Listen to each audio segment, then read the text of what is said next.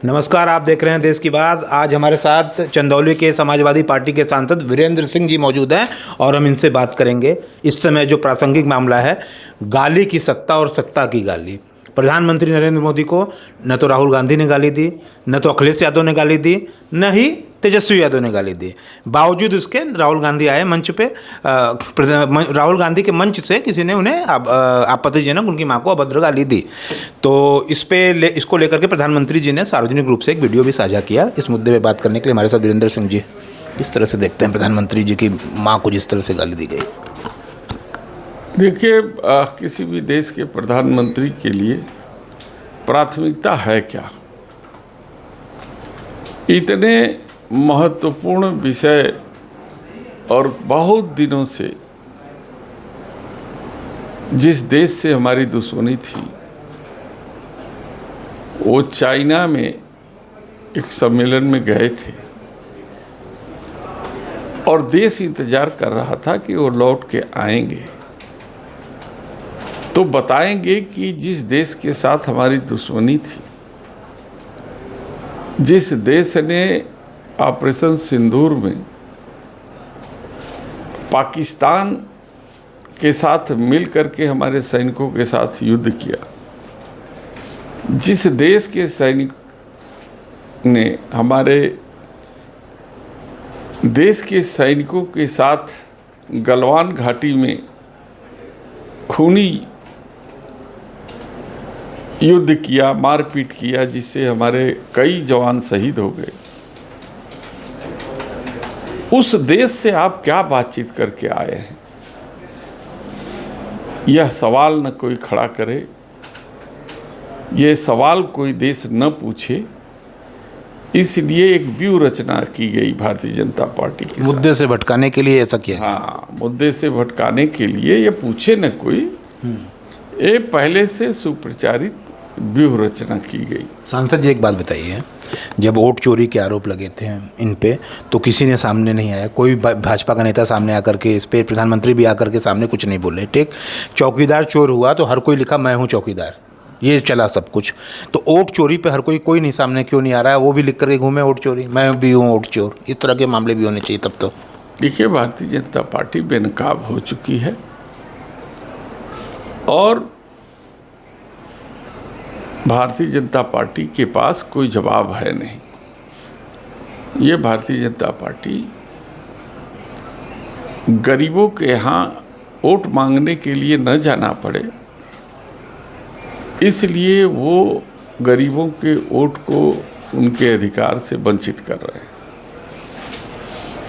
लेकिन राहुल जी, हमारे राष्ट्रीय अध्यक्ष अखिलेश जी, तेजस्वी यादव और तमाम इंडिया गठबंधन के साथियों ने गरीबों में एक जागरूकता पैदा कर दी कि जो बाबा साहब भीमराव अंबेडकर जी ने संविधान में आपको वोट के अधिकार की व्यवस्था दी है, ये भारतीय जनता पार्टी उसी वोट के अधिकार पर डाका डालना चाहती है।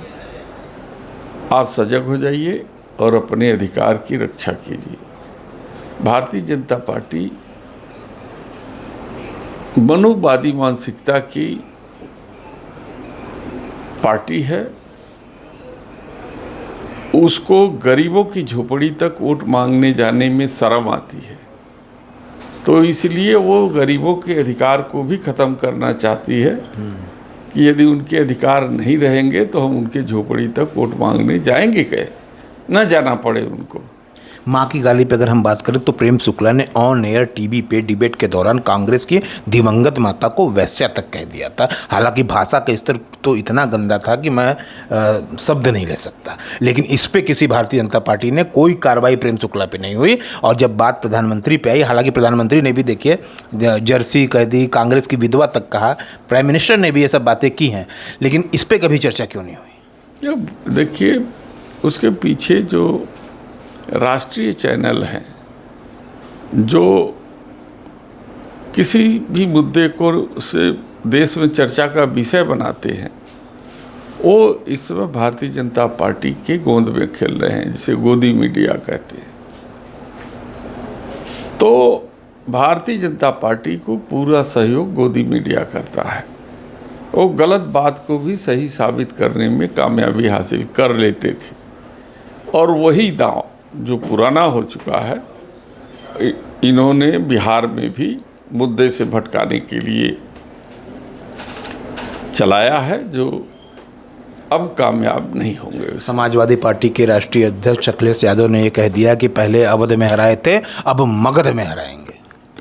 देखिए, अवध में हम लोगों ने हराया है, और मगध में इसलिए हम हराएंगे क्योंकि देश ने देखा है कि आडवाणी के रथ को अगर किसी ने रोका तो बिहार ने रोका। जितने भी सत्ता परिवर्तन के आंदोलन हुए और सफल आंदोलन की शुरुआत अगर कहीं से हुई वो बिहार से हुई, चाहे महात्मा गांधी जी के नेतृत्व में चंपारण से शुरू हुआ और या फिर जयप्रकाश नारायण जी के नेतृत्व में पटना के गांधी मैदान से शुरू हुआ। तो बिहार एक ऐसी राजधानी है, ऐसा स्टेट है जो मच पॉलिटिकल, वहाँ के लोग बहुत जो है पॉलिटिकल हैं, उनकी सोच बड़ी पॉलिटिकल है। इसलिए जिस विषय पर बिहार आंदोलित होता है देश में वही लहर चल रही है। प्राइम मिनिस्टर की ताबड़तोड़ रैलियां चल रही हैं बिहार में, क्या उनके नाम पे वोट नहीं मिलेगा? ताबड़तोड़ करें चाहे वही जाके सुत जाएं, पहले वो साबित करें कि हम वोट चोर नहीं हैं।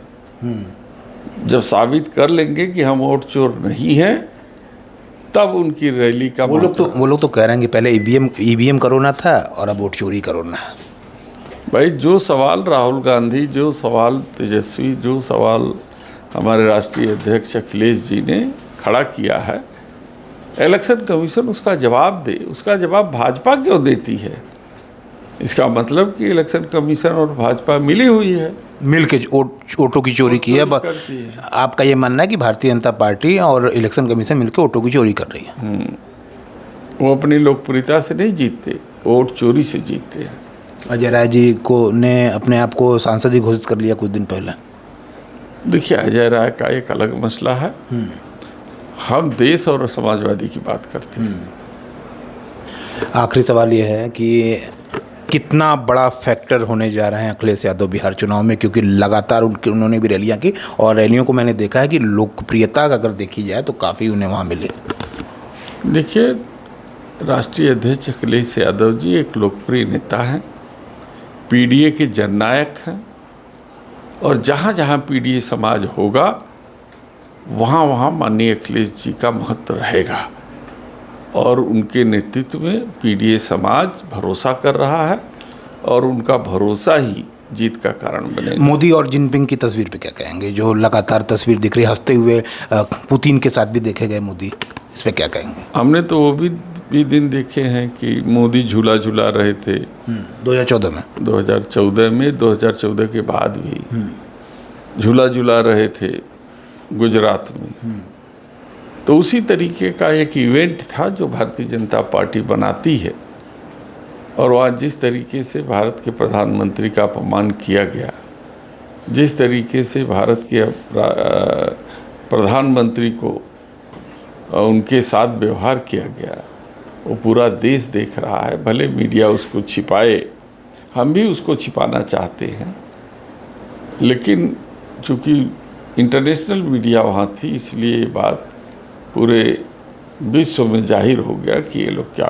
ट्रंप इतने बड़े दोस्त हैं, हाउडी ट्रंप चला, अब की हाउडी मोदी यहाँ चला, वहाँ चला अब की बार ट्रंप सरकार, तो ये दोस्ती कहाँ चली गई? अब इससे तो खुल गया कि दोस्ती थी कि नहीं थी। वो तो दो अपने उद्योगपति मित्रों को रोजगार देने के लिए, उनके पूंजी को बढ़ाने के लिए, उनका जो है कि उनको काम दिलाने के लिए वो मोदी जी की यात्रा थी। वही मोदी जी की यात्रा हर देश में चलती है। आगे आगे मोदी जी जाते हैं, पीछे से अडानी। अमेरिका टैरिफ लगा दिया, भारत टैरिफ क्यों नहीं लगा रहा है अमेरिका पे? ये तो भारत के प्रधानमंत्री को सोचना चाहिए कि भारत एक बहुत बड़ा उपभोक्ता बाजार है।